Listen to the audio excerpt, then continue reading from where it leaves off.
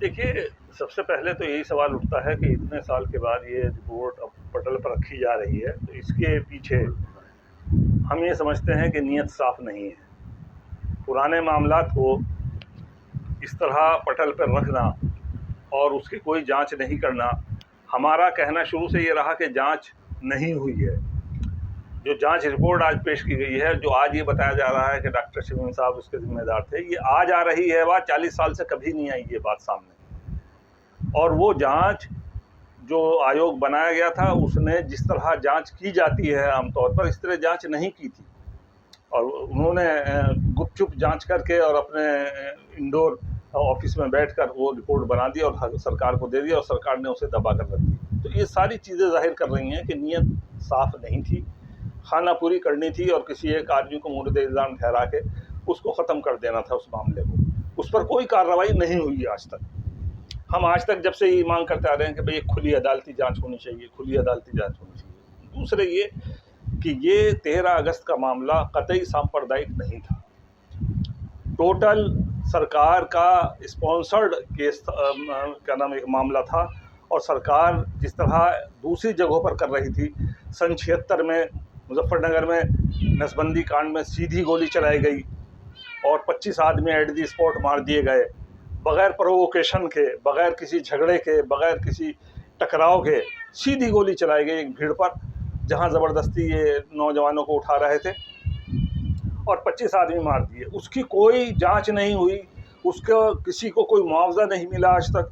उसके बाद उस सन 76 के अंदर ही दिल्ली के अंदर तुर्कमान गेट पर एक तरफा कार्रवाई हुई, और एक तरफा कार्रवाई जगमोहन गवर्नर थे उस टाइम, और एक तरफा कार्रवाई करके कितने लोगों को जान से मार दिया गया और पूरी तुर्कमान गेट को उजाड़ दिया गया।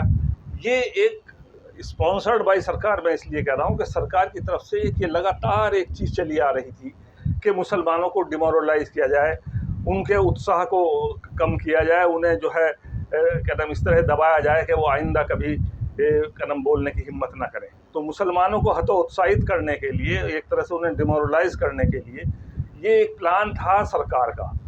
उसी सरकार के प्लान के तहत ईदगाह जैसी जगह में, जहाँ सिर्फ लोग नमाज पढ़ रहे थे, किसी जानवर के आने पर अगर कहीं झगड़ा हुआ होगा, क्या थोड़ा कहा सुनी हुई होगी, तो वो एक ख़ास स्पॉट होगा, उस ख़ास स्पॉट पर ही चंद लोगों से बात की जा सकती थी। लेकिन ईदगाह के अंदर मैदान में, जबकि ये चीज़ उस वक्त बहुत लोगों ने कही थी कि अगर ये देखा जाता कि जानवर कहाँ आया, तो जानवर आया है ईदगाह के बाहर सड़क पर, और गोली चलाई गई ईदगाह के अंदर नमाजियों पर। ये इन दोनों चीज़ों का फ़र्क है। अगर सही मानों में इंक्वायरी होती तो पता चलता है कि गोली क्यों चली, और एट दी स्पॉट आपने 600-700 आदमी वहाँ मार दिए। एक अगर कोई कहीं अगर हुआ था थोड़ा सा पुलिस के साथ कहा सुनी हुई थी, तो क्या 600-700 आदमी आप मार देंगे आप डायरेक्ट गोली चलाकर, और फिर उसकी कोई इंक्वायरी नहीं, कोई उसके मुआवजा नहीं, कोई उसके FIR नहीं, कुछ नहीं। आपने एक तरफा तौर पर मुसलमानों की गिरफ्तारियाँ की, NSA के अंदर गिरफ्तार किया, और फिर उसके कुछ दिनों बाद, जैसे हमेशा हर उसमें होता है, छोड़ दिए गए मुसलमान। ख़त्म हो गई कहानी, लोग भी भूल गए, जिनके मरे थे वो बेचारे अपने गम के अंदर चुप हो गए। तो ये सब चीज़ें जो हैं, ये सरकार द्वारा प्रायोजित एक केस था जो मुसलमानों को डिमोरलाइज करने के लिए था, और इसके अलावा कुछ नहीं था। बाद में 13 अगस्त को ये मामला हुआ।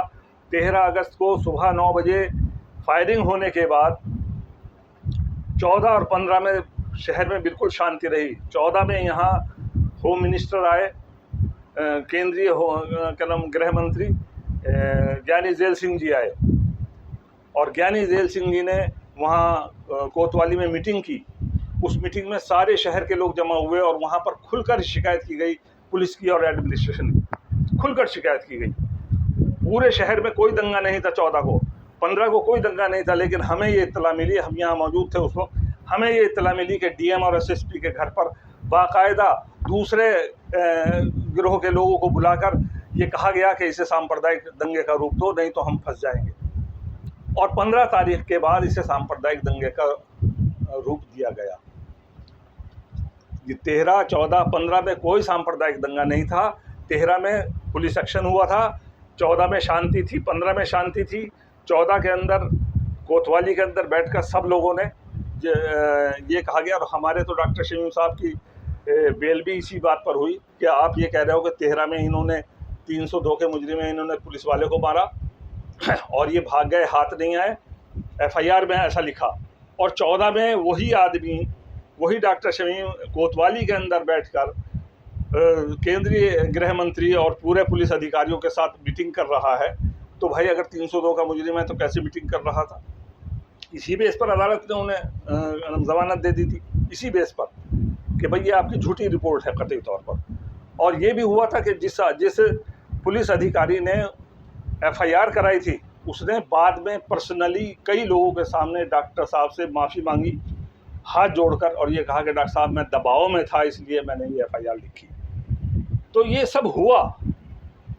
आज 13 इतने साल के बाद अगर पटल पर रखने का मतलब ये, ठीक है हम मानते हैं कि हम कहते हैं कि कांग्रेस सरकार दोषी थी, कांग्रेस सरकार का जुल्म था, कांग्रेस सरकार ने मुसलमानों पर जुल्म किया, जो जुल्म वो लगातार करती चली आ रही थी। सन 76 में मुजफ्फरनगर में गोली चलाई, सन 76 में ही दिल्ली में गोली चलाई, सन 80 में यहाँ चलाई, और उसके बाद और भी कई केस हैं कि सन 87 में मेरठ के अंदर हाशिमपुरा मलियाना का केस हुआ, समझे नहीं। बहुत सारे केस हैं इस तरह के कि जहाँ पर डायरेक्ट गोली चलाई गई और उनको कोई इंसाफ नहीं दिया गया, आज तक कोई इंसाफ नहीं दिया गया। ये कांग्रेस के दौर में हुआ, कांग्रेस के दौर में मुसलमानों के साथ नाइंसाफ़ी हुई, लेकिन आज योगी सरकार मुसलमानों को इंसाफ देने के लिए ये पटल पर नहीं रख रही है, बल्कि वो इससे अपने राजनीतिक लाभ उठाने के लिए, आने वाले इलेक्शन में राजनीतिक लाभ उठाने के लिए वो इस पर पटल पर रख के, और ये सिर्फ एक खेल खेल रही है, मुसलमानों के ज़ख्मों से खेल रही है वो।